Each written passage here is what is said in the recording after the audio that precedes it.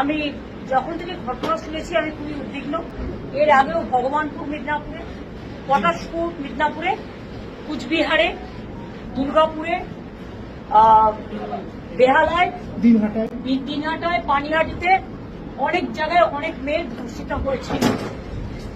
এবং আজকেও বারুইপুরে যে ঘটনা এক মারাত্মক রূপ নিয়েছে, কারণ মানুষ সহ্য করতে করতে মানুষের ধৈর্যের বাঁধ ভেঙে গেছে, যতটুকু আমি শুনতে পেয়েছি। কারণ আমি কোনোদিন জীবনে কোনো দাঙ্গা হাঙ্গামা করার পছন্দ করি না এবং করিনি। আমি ভেবেছিলাম আমি তাদের পরিবারে একাই যাব এবং গিয়ে তাদের শোকসন্তপ্ত পরিবারের সাথে একটু দেখা করবো, তাদের কথা শুনে আসবো। কিন্তু দেখুন, আমার বাড়ির সামনে থেকে একেবারে সমস্ত রাস্তা মোড়ে মাথা থেকে আমার বাড়ি পর্যন্ত রুটমার্চ হচ্ছে এবং পুরোপুরি প্রায় 1000 পুলিশ, সিআরপিএফ থেকে শুরু করে আরো সমস্ত পুলিশ, ছেলে পুলিশ, মেয়ে পুলিশ, গুন্ডা দমন পুলিশ, ডাকাত দমন পুলিশ, গাঁজা দমন পুলিশ, সবাই মিলে সেখানে জমায়েত হয়েছে। কি না তো আমাদের নাকি নজরবন্দি করে রাখা হয়েছে, আমি শুনছি হাউস অ্যারেস্ট করা হয়েছে, মুখে না বললেও। এটা তো সেটাই প্রমাণ হয়। এমন কি ঘটলো যে আমার বাড়ির সামনে রুটমার্চ করতে হচ্ছে? এখানে তো কোনো 144 নেই।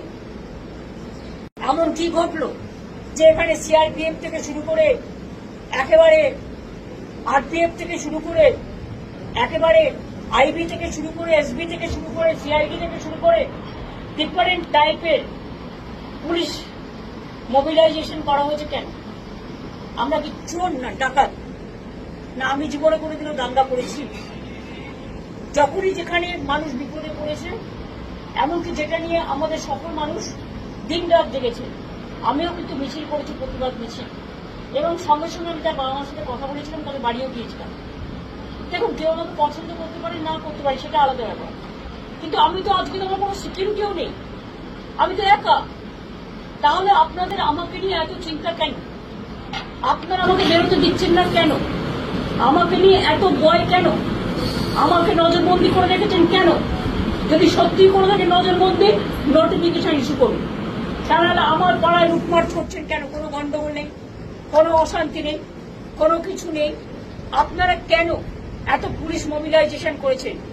ইভেন এটাও ভুলে গেছেন শিষ্টাচার। রাতের বেলায় এত পুলিশ মোবিলাইজেশন করে রেখে দিয়েছে।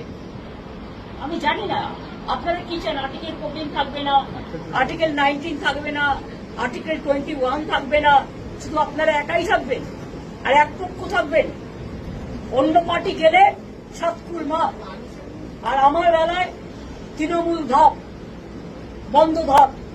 শুনুন, আমরাই অরিজিনাল তৃণমূল কংগ্রেস, তো তাই আমাদের ভয় পায়। গদ্দারদের ভয় পায় না, বেঈমানদের ভয় পায় না। তাই যারা বিজেপির সাথে মিলে আছে তাদের মিছিল মিটিং করতে যেতে দেয়, আমাকে দেয় না। তো আমি একা মানুষ, আমি তো আজকে কমন করি, আমি তো লেস ইম্পর্টেন্ট পার্সন। আমি মনে করি আমি less important person from the beginning.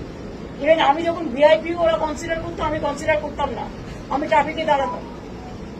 তার কারণ আমি কোনোদিন আমার সাধারণ জীবনযাপন থেকে সরে যাইনি, কোনোদিন যাবো না। কাজে আপনাদের কাছে আমি বলবো, যে কথা বলছে অরিন্দম ভাই সম্পূর্ণ সত্য। আমি যেতে না পারলেও তাদের পরিবারের সকলের সাথে আমার কথা হয়েছে। বাদ বাকিটা আমি উচ্চ রাখছি পরবর্তীকালে।